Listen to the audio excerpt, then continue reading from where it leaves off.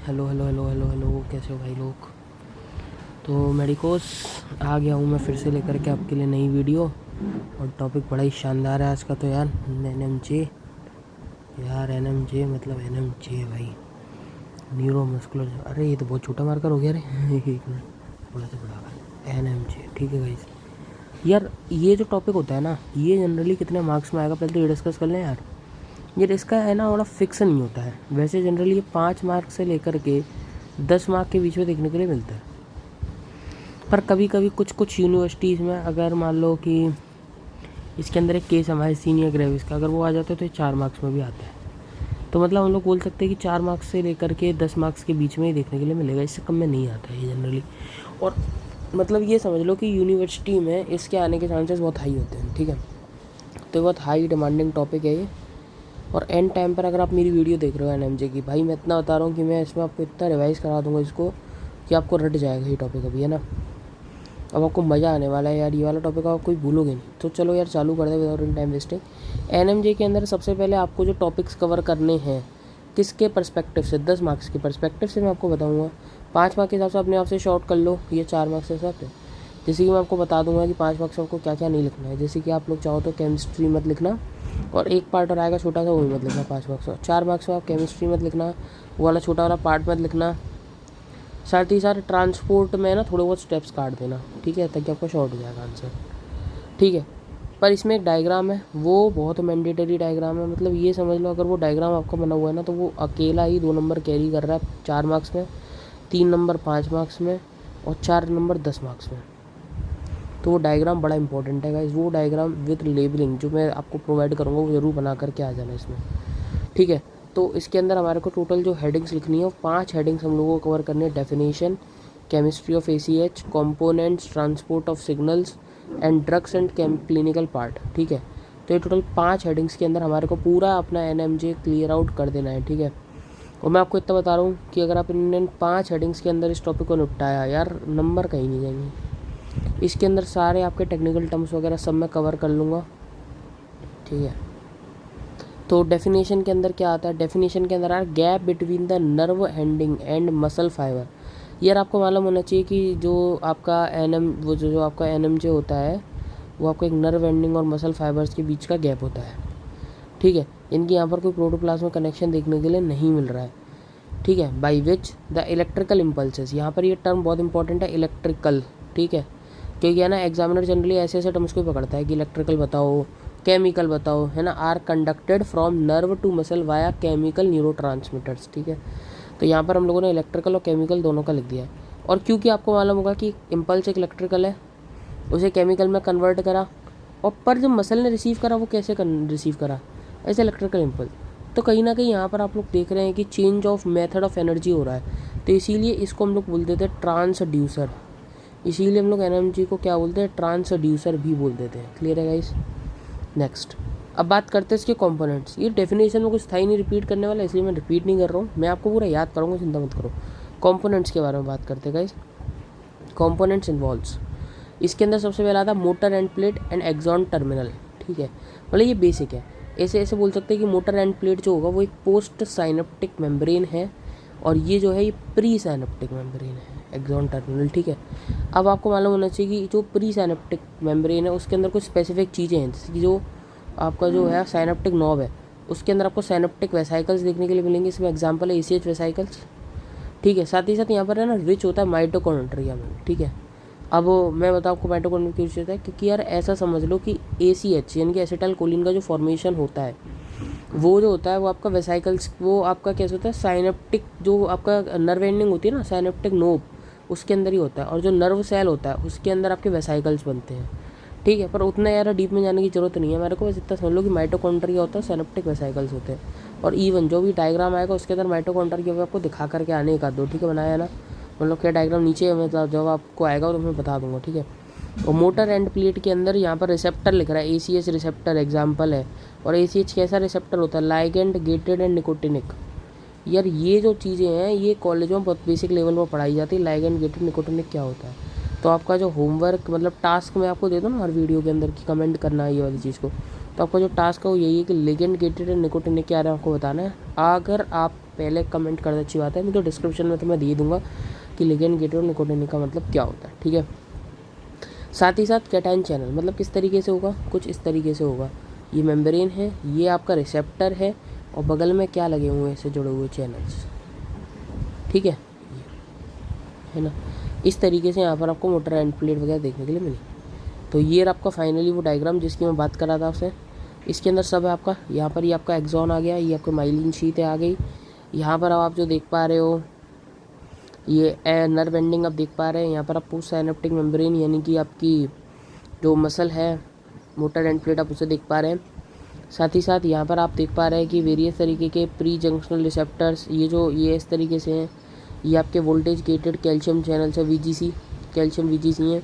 यहाँ पर जैसे मैंने आपसे बोला था माइटोकॉन्ड्रियाज आपको दिखाने हैं, साइनेप्टिक वेसाइकल्स आपको दिखानी है, ठीक है। जो आप देख पा रहे हैं ये एक्टिव जोन्स हैं। एक्टिव जोन्स कुछ नहीं होता है जब वेसाइकल्स और ये release site, vesicles and release site जब आपस में इनको मेल को ही बोलते हैं एक्टिव जोन्स, ठीक है।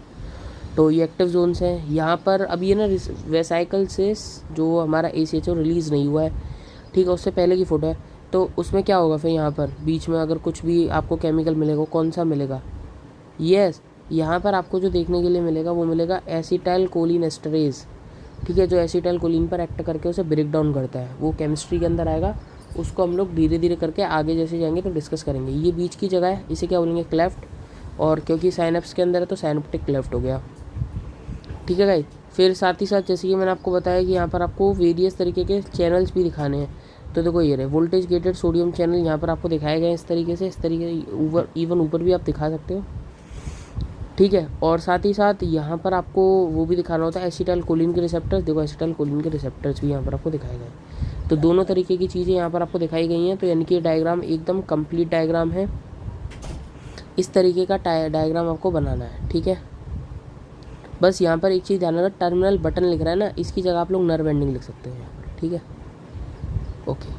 अब बात करते हैं ट्रांसपोर्ट ऑफ सिग्नल्स। यहाँ से थोड़ा सा अच्छा पार्ट चालू होता है कि यार अब हम लोग बात करेंगे ट्रांसपोर्ट ऑफ सिग्नल, किस तरीके से सिग्नल होता है। तो जैसे ही कोई भी इम्पल्स आएगा आपके एक्सॉन टर्मिनल पर तो उससे क्या होगा, कैल्शियम VGC स्टिमुलेट हो जाएंगे, इनके ऊपर हो जाएंगे। इससे क्या होगा, जो कैल्शियम है वो अंदर की तरफ रश करेगा। मैं क्या कहना चाह रहा हूँ, कैल्शियम यहाँ पर प्रेजेंट होगा, वो इन कैल्शियम VGC के थ्रू अंदर की तरफ जाएगा, ठीक है। अभी कैल्शियम VGC के थ्रू अंदर गया तो इससे क्या होगा, कैल्शियम से बाइंड करेगा कौन, ACH vesicles. Calcium will bind to ACH vesicles यानी कि एसिटाइलकोलिन वेसाइकल्स के साथ बाइंड करेगा। ये जो वेसाइकल्स हैं ये माइग्रेट करेंगे केवल प्री साइनेप्टिक मेम्ब्रेन की तरह या रिलीज साइड की तरह एक्टिव जोन्स का फॉर्मेशन करेंगे। देखो ये रहा, ठीक है। और यहाँ से क्या होगा फिर, वो जो एसिटाइलकोलिन जो माइग्रेट हुआ है वो रिलीज हो जाएगा from vesicles at the active zones, ठीक है। ACH ट्रेवर्स द गैप, मतलब जो एसिटाइलकोलिन रिलीज हुआ है वो गैप के अंदर ट्रैवल करेगा और रिसेप्टर साइड पर जाएगा अपने पर, पोस्ट साइनेप्टिक मेम्ब्रेन पर। वहाँ पर क्या करेगा, एक्शन पोटेंशियल जनरेट कराएगा, है ना, किसके थ्रू, कैटायन चैनल्स के थ्रू। मतलब क्या होगा, यहाँ पर मूवमेंट होगा सोडियम का और पोटेशियम का। सोडियम का क्या होगा, इनफ्लक्स, एंड पोटेशियम का क्या होगा, इफ्लक्स। चलो एक बार रिपीट कर लो ताकि आप लोगों को समझ में आ जाएगा। ये इम्पल्स आया कहाँ पर आया, एक्सॉन टर्मिनल पर आया। इससे क्या होगा, कैल्शियम VGC ओपन हुआ। कैल्शियम VGC के ओपन होने से क्या हुआ, कैल्शियम का इन्फ्लक्स हुआ। कैल्शियम के इन्फ्लक्स से क्या हुआ, binding of calcium to the ACH vesicles. Acetylcholine vesicle से कैल्शियम का बाइंड हुआ। फिर क्या हुआ, माइग्रेशन हुआ वेसाइकल्स का प्री साइनेप्टिक मेम्ब्रेन की तरफ।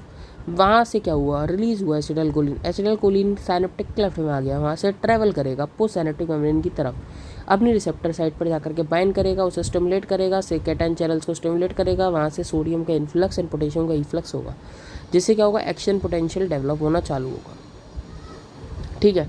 अब वैसे जनरली यहाँ पर एक बच्चों को डाउट रहता है कि सर एंड प्लेट पोटेंशियल और एक्शन पोटेंशियल जो होता है ना, वो वाला जो एक पॉइंट होता है, एंड प्लेट पोटेंशियल नहीं, एंड प्लेट, हाँ एंड प्लेट पोटेंशियल और एक्शन पोटेंशियल, तो वो वाला जो पॉइंट है एंड प्लेट पोटेंशियल वाला, यार देखो एंड प्लेट पोटेंशियल कुछ नहीं होता है। एंड प्लेट पोटेंशियल को आप लोग है ना यहाँ पर लिखो ही मत, क्योंकि क्या है ना, वो क्या होता है, एक तरीके सिग्नलिंग वगैरह के अंदर आएगा। पर आप कई यूनिवर्सिटीज़ में है ना, उन लोग बोल देते कि आप लोगों ने एंड प्लेट पोटेंशियल क्यों नहीं लिखा है, ऐसा क्यों नहीं लिखा।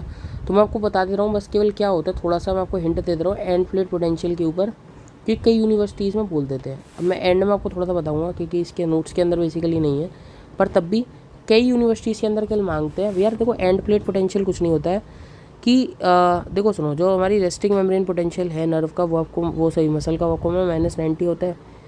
तो यार इसको एक थ्रेशोल्ड पर पहुंचाने के लिए, थ्रेशोल्ड कितना होता है सर, ये होता है -50। ये जो 40 MV का जो गैप है, ये होता है end plate potential amplitude. 40 MV का ये जो गैप है, इसे बोलते हैं हम एंड प्लेट पोटेंशियल एम्पलीट्यूड। अब ये क्या होता है, ये पर्टिकुलर उसी साइट पर होता है जहाँ पर न्यूरोट्रांसमीटर रिलीज हो रहा है। न्यूरोट्रांसमीटर धीरे धीरे करके इसे इंड्यूस कर रहा है, इंड्यूस कर रहा है, इंड्यूस कर रहा है। और ये जो एंड प्लेट पोटेंशियल है, ये क्या हो रहा है, डेवलप हो रहा है, धीरे धीरे करके डेवलप होगा। और जैसे जैसे डेवलप होता जाता है वैसे वैसे क्या होता है, ये जल्दी से जल्दी थ्रेशोल्ड पर पहुंचता है। और जैसे ही ये थ्रेशोल्ड पर पहुंचता है और नर्व क्या हो जाती है, स्टिमुलेट हो जाती है। बस यही होता है एंड प्लेट पोटेंशियल आपका।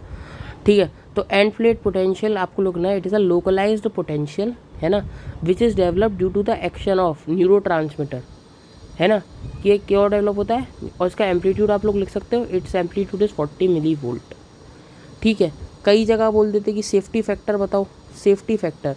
तो यार सेफ्टी फैक्टर कुछ नहीं होता है, safety factor is just a ratio. किसका रेशियो होता है ये सर, एंड प्लेट पोटेंशियल जो मैंने आपसे बोला, टू द जो डीपोलराइजेशन कॉज कर रहा है नर्व की एंडिंग से जो डीपोलराइजेशन आ रहा है उसका। ठीक है, ये जनरली कितना होता है, ग्रेटर देन 1 देखने के लिए मिलता है हमारे को, क्योंकि ये होता है समथिंग अप्रॉक्स 40 मिलीवोल्ट और ये होता है 35 मिलीवोल्ट। ठीक है, उतना कोई नहीं पूछेगा, पर तब भी अगर आपसे बस ये पूछता है कि सेफ्टी फैक्टर की वैल्यू कितनी होती है, जनरली ग्रेटर देन 1 होती है। ठीक है, ये बात है बस। तो ये दो टॉपिक है, मैं सोच रहा था कि इसको मैं आपको बता दूं, पर फिर मेरे को लगा कि यार चलो बता देते हैं आपको।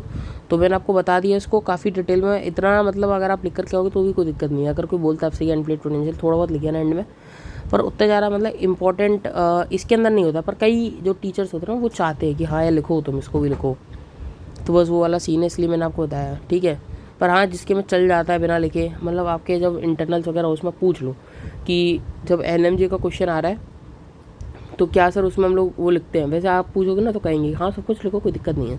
पर अगर आपको याद नहीं आ रहा तो टेंशन मत लेना, जितना मैंने बताया उतना लिख लो। जितना आपको एंड प्लेट पोटेंशियल के बारे में मैंने बताया कि एंड प्लेट पोटेंशियल क्या होता है, उतना याद रख लो। वैसे कोई ज़्यादा मतलब दिक्कत वाली बात नहीं होती है। ठीक है, थ्रेशोल्ड तक पहुंचाने के लिए जो पोटेंशियल डेवलप होता है उस पर्टिकुलर साइट पर, लोकलाइज पोटेंशियल है ये कहीं भाग नहीं रहा है। मतलब जैसे होता है एक्शन पोटेंशियल कंडक्ट होता है, पूरे नर्व फाइबर के अक्रॉस फैलेगा, पूरे मसल फाइबर के अक्रॉस फैलेगा, ये ऐसा नहीं होता है, ये एक पर्टिकुलर साइट पर ही रहता है। ठीक है, और जब एक्शन पोटेंशियल जनरेट हो जाएगा तब ये गायब हो जाएगा अपने आप ही। ठीक है, केमिस्ट्री, अब बात करते हैं इस केमिस्ट्री के बारे में, एसिटाइलकोलिन की केमिस्ट्री क्या है। देखो यार हमारी बॉडी के अंदर फ्री कोलिन होता है। अब ये कहाँ से आया फ्री कोलिन, ये थोड़ा नीचे मालूम पड़ जाएगा, पर मतलब शुरुआती में क्या होता है, हमारी बॉडी के अंदर होता है फ्री कोलिन। एसिटाइल कोएंजाइम में तो मुझे बताने की ज़रूरत ही नहीं होनी चाहिए, नहीं है ना बिल्कुल भी। ATP और ग्लूकोज इसके और एंजाइम है कोलिन एसिटाइल ट्रांसफरेज, इसकी प्रेजेंस में बनता है आपका एसिटाइल कोलिन। और ये जो एसिटाइल कोलिन, जब एसिटाइल तो ये एसिटाइल कोलिन ये रिलीज होकर सिनेप्टिक क्लेफ्ट, आप लोग को याद होगा मैंने एक एंजाइम बताया था आपको, एसिटाइल कोलिन एस्टरेज। कहाँ बताया था, क्लेफ्ट के अंदर बताया था, याद है, क्लेफ्ट के अंदर मैंने आपको ये एंजाइम बताया था। तो बस ये अब एक्ट करेगा इसके ऊपर और इसे कन्वर्ट कर देगा फ्री कोलिन और एसीटेट के अंदर। ये फ्री कोलिन को वापस से सेल पिकअप कर लेंगे। ठीक है, और ये काम आता रहेगा बार बार क्या जनरेट करने के, एसिटाइल कोलिन को। अब ये छोटा टॉपिक है फटीग ऑफ द जंक्शन, ये कब आपको लिखना है, जब आपका जो क्वेश्चन है 10 मार्क्स में। अगर आपका क्वेश्चन 5 मार्क्स में है तो फिर आप लोग इसे अवॉइड कर सकते हैं अगर आप करना चाहे तो। पर अगर आपको याद है कि हाँ सब में फटीग ऑफ द जंक्शन मुझे याद रह गया तो फिर कोई दिक्कत भी नहीं है। ठीक है, इसमें क्या डाटा है 100 टाइम्स पर सेकेंड फॉर सेवरल मिनट्स, ये डाटा याद रखना चाहिए बस आपको। ठीक है, मैं क्या बोल रहा हूँ कि जब स्टिमुलेशन जो नर्व फाइबर लेकर के आ रहा है, अगर वो ग्रेटर है 100 टाइम पर सेकेंड फॉर सेवरल मिनट्स, मतलब मान लो कि यार 2 मिनट तक लगातार 100 टाइम पर सिग्नल, यानी कि बहुत तेज़ी से सिग्नल आ रहे हैं, मतलब ये समझ लो 2 मिनट तक के लिए आपने अपने हाथ को 100 बार तक कॉन्ट्रैक्ट, मतलब 100 बार पर सेकंड तक कॉन्ट्रैक्ट कर लिया है, मतलब बहुत तेज़ी से सिग्नल आ रहे हैं, ऐसे समझो बहुत तेज़ी से किसी चीज़ के सिग्नल आ रहे हैं। तो ऐसी कंडीशन में क्या होगा, आप लोग खुद सोच रहे हैं कि ACH की कमी नहीं पड़ जाएगी, क्योंकि उतनी जल्दी तो रिएक्शंस नहीं होगी ऊपर की तरफ। तो क्या होगा, डिक्रीज ACH वेसाइकल्स हो जाएंगे। तो इससे क्या होगा, impulse fail to pass into the muscle fibre. तो जो इम्पल्स है वो मसल फाइबर में नहीं जा पाएगा, तो मसल फाइबर क्या हो जाएंगे, फटीग हो जाएंगे, है ना। तो ये ऐसा होता है कि 100 टाइम पर सेकेंड मतलब कि अगर मतलब मान लो ज़्यादा आ रहा है, या फिर कभी कभी मतलब मान लो कि पर्याप्त अमाउंट में जब ACH नहीं है तो उसकी वजह से फटीग हो जाता है जंक्शन के ऊपर, इसे बोलते हैं फटीग ऑफ द जंक्शन। ठीक है, पर आप लोगों को ये वाला डाटा अगर याद रह रहा है तो ठीक है, पर 10 नंबर में ये याद रखना कि जब भी stimulation of the nerve fibre 100 time पर सेकेंड से ज़्यादा आ रहा है for several minutes, then it causes the decrease in the diminishing of the ACH vesicles, और ACH वेसिकल्स के डिक्रीज अमाउंट की वजह से इम्पल्स जो होता है वो मसल सेल तक नहीं पहुंच पाता है, और जो होता है क्या होता है, फटीग होता है क्या मसल का, फटीग मसल का नहीं होता है, फटीग किसका होता है, जंक्शन का। तो याद रखना fatigue of the NM junction. अगर आपको कुछ इस तरीके से MCQs में कोई फंसा देते हैं, ठीक है, PG वगैरह के अंदर जो MCQs आते हैं उसके अंदर भी बोलता है कि fatigue of the muscle, fatigue of the junction. तो फटीग ऑफ द मसल में अंतर है, फटीग ऑफ द जंक्शन में अंतर है। फटीग ऑफ द मसल में जनरली क्या होता है, रिपीटेड एक्टिविटी की वजह से मसल जो तो फटीग हो पाती है, तो एसिटाइलकोलिन आने के बावजूद भी वो कॉन्ट्रैक्ट नहीं कर पा रही है, या एसिटाइलकोलिन नहीं है वहाँ पर, एसिटाइलकोलिन के होने के बावजूद मतलब एसिटाइलकोलिन है फिर भी कॉन्ट्रैक्ट नहीं हो रही है, तो फटीग हो गई मसल में। ठीक है, या कोई और प्रॉब्लम है, पर मैं यहाँ पर बेसिकली फटीग की बात कर रहा हूँ। तो लैक्टिक एसिड डिपोजिशन की वजह से दर्द होता है, एनारोबिक रेस्पिरेशन चली जाती है मसल, पर यहाँ पर क्या फटीग ऑफ द जंक्शन है। जंक्शन के फटीग से क्या समझते हैं, एसिटाइलकोलिन के वेसाइकल्स ही पर्याप्त नहीं है। क्लियर है। अब ये जो ड्रग्स वाला सेक्शन है ये केवल 10 नंबर वाले लिखेंगे, इसके अलावा नहीं लिखे आप लोग। ठीक है, कोई भी हो, मतलब 5 और 4 नंबर में बिल्कुल ना लिखे ऐसे। अब ठीक है, अगर आपको याद रहता तो बहुत ही अच्छी बात है यार, मैं तो कह रहा हूँ। ठीक है, जितना आप लोगों को इतना 4 नंबर मिलते हैं, पर ठीक है ये 10 नंबर वालों के लिए। तो इसमें ना अब यार कुछ ड्रग्स होती है जो एसिटाइलकोलिन की तरह काम करेंगी। कौन कौन सी, मिथाकोलिन, कौन कौन सी, मिथाकोलिन, कार्बेकॉल, ये क्या स्पेलिंग है, CARBACHOL। ठीक है, कार्बेकॉल, निकोटीन। बोलो 3 बार बोलनी पड़ेंगी तब जा करके ड्रग्स याद होती है। एसिटाइलकोलिन की तरह काम करने वाली 3 ड्रग हैं, बोलो ऐसे, एसिटाइलकोलिन की तरह काम करने वाली 3 ड्रग्स हैं। कौन कौन सी हैं, मिथाकोलिन है, कार्बेकॉल है, निकोटीन है। मिथाकोलिन है, कार्बेकॉल है, निकोटीन है। मिथाकोलिन है, कार्बेकॉल है, निकोटीन है। मिथाकोलिन है, कार्बेकॉल है, निकोटीन है। मिथाकोलिन है, कार्बेकॉल है, निकोटीन। तभी आप लोगों को देखोगे निकोटीन को जब इंसान जब लेता है तो उसका तरह इंक्रीज्ड एक्टिविटी टाइप में, मतलब कि हाँ यार और एकदम एनर्जी सी आ गई, एकदम मसल कॉन्ट्रैक्टिबिलिटी एकदम इंक्रीज जाती है। क्यों, क्योंकि एसिटाइलकोलिन वाला इफेक्ट है इसका। मिथाकोलिन है, कार्बेकॉल है, निकोटीन है। क्लियर है। प्रिवेंट एसिटाइलकोलिन एस्टरेज, मतलब इसकी एक्टिविटी को अगर प्रिवेंट करना है। एसिटाइलकोलिन एस्टरेज तो सर एंजाइम था, कहीं सुना हुआ था क्लेफ्ट के अंदर। अरे बहुत बढ़िया यार, आप लोगों को याद है। तो यहाँ पर जो आंसर आएगा वो 3 ड्रग्स है इसके अंदर भी, नियोस्टिग्मिन, फाइसोस्टिग्मिन, सॉरी ये फाइसोस्टिग्मिन है, and diisopropyl fluorophosphate, neostigmine, physostigmine and diisopropyl फ्लोरोफॉस्फेट। ठीक है, नियोस्टिग्मिन एंड डाईआइसोप्रोपाइल फ्लोरोफॉस्फेट। यार बोलो, आप लोग बोलो, अपने अपने मन में बोलो, बोलो बोलो बोलो। Neostigmine, physostigmine and diisopropyl fluorophosphate. Neostigmine, कम से कम 2 तो याद रखो, ये 2 बहुत इंपॉर्टेंट है। ये वाली जो है ना, नियोस्टिग्मिन एंड डाईआइसोप्रोपाइल फ्लोरोफॉस्फेट, ये बहुत इंपॉर्टेंट है दोनों। Neostigmine and diisopropyl fluorophosphate, neostigmine diisopropyl fluorophosphate, neostigmine physostigmine and diisopropyl fluorophosphate, neostigmine diisopropyl fluorophosphate, neostigmine diisopropyl fluorophosphate. ये दोनों याद हो गई। Neostigmine diisopropyl fluorophosphate, neostigmine diisopropyl fluorophosphate, neostigmine diisopropyl fluorophosphate. Neostigmine हो गई एक, डाईआइसोप्रोपाइल फ्लोरोफॉस्फेट एक हो गई। ठीक है गाइस। नेक्स्ट है इनहिबिट, ये क्या लिख रहा है, इनहिबिट ट्रांसमिशन एट NMJ, यानी कि सिग्नल्स का ट्रांसमिशन नहीं होने देंगे। ये दोनों तो क्या हो रही है, सिग्नल्स का जो ट्रांसमिशन हो जाएगा ना इन दोनों की, मतलब अगर आप लोगों ने मान लो इस वाली ड्रग को दिया मिथाकोलिन को, तो ये क्या करेगी, ट्रांसमिशन एक्शन पोटेंशियल जनरेट करवाएगी, बिल्कुल करवाएगी। आपने मान लो डाईआइसोप्रोपाइल फ्लोरोफॉस्फेट को दिया तो ये क्या करवाएगी, एक्शन पोटेंशियल बिल्कुल जनरेट होने देगी, क्योंकि ACH कोई डिस्ट्रॉय नहीं होने दे रही, और ACH हमारे पास जिंदा है, तो मतलब क्या होगा, सिग्नल जनरेट होंगे। और इनहिबिट ट्रांसमिशन एट NMJ, ये क्या करेंगे, ये रोकेंगे। ये जो ड्रग्स होता है इनका एक ग्रुप होता है जो आप लोग अभी फार्माकोलॉजी में पढ़ोगे, क्यूरेरी फॉर्म ड्रग्स होती है, क्यूरेरी फॉर्म ड्रग्स। ये आप लोग अभी छोड़ दो वाली, इसको 10 नंबर में लिखना चाहो तो लिख लेना, वरना छोड़ दो, कोई दिक्कत नहीं है। ठीक है, नेक्स्ट आता है यहाँ पर एक क्लिनिकल केस। देखो जनरली ये जो क्लिनिकल केस होता है ना, वैसे तो मतलब कई कम ही यूनिवर्सिटीज़ के अंदर इसे मतलब क्लिनिकल केसेस की तरीके से पेपर में आता है, पर ठीक है, तभी एक इंपॉर्टेंट केस है इससे रिलेटेड, एनएमजी से रिलेटेड। ऑटो इम्यून डिसऑर्डर है ये, अफेक्ट न्यूरोमस्कुलर ट्रांसमिशन। नाम है मायस्थीनिया ग्रेविस। पैथोफिजियोलॉजी याद रखें, इसकी पैथोफिजियोलॉजी थोड़ी इंपॉर्टेंट है। क्या पैथोफिजियोलॉजी है? Antibodies are formed against nicotinic acetylcholine receptors. ये ब्लॉक हो गए तो क्या सिग्नल का ट्रांसमिशन हो पाएगा? नहीं हो पाएगा। तो क्या करे भैया? तो ऐसा है कि ऐसा है, सारे एक मसल फाइबर के अंदर, सही, एक मसल मतलब पूरी मसल के अंदर कई सारे मसल फाइबर्स होते हैं। सभी मसल फाइबर्स के रिसेप्टर को ब्लॉक नहीं करता है, कुछ के करता है। ऐसे मतलब 2/3 के ब्लॉक करता है, 1/3 के जिंदा रहने देता है। तो उन 1/3 से हम ज़्यादा से ज़्यादा काम करवाएं, उनके एंजाइम को हम मतलब उनके एसिटाइलकोलिन को डिस्ट्रॉय ना होने दें। तो सबसे पहले है हमारे को इसके अच्छा ट्रीटमेंट चलो बाद में करते हैं, पहले इसके सिम्टम्स देख लेते हैं। सिम्टम्स के अंदर क्या होगा यार? अगर रिसेप्टर डिस्ट्रॉय हो गए तो मसल वीकनेस होगी। पिटोसिस, पिटोसिस का मतलब क्या होता है कि आंखें का झपकना बार बार, ठीक है। ईजी फैटिगेबिलिटी, ईजी फैटिगेबिलिटी मतलब जल्दी थकावट महसूस होना, ठीक है, ऐसा कुछ।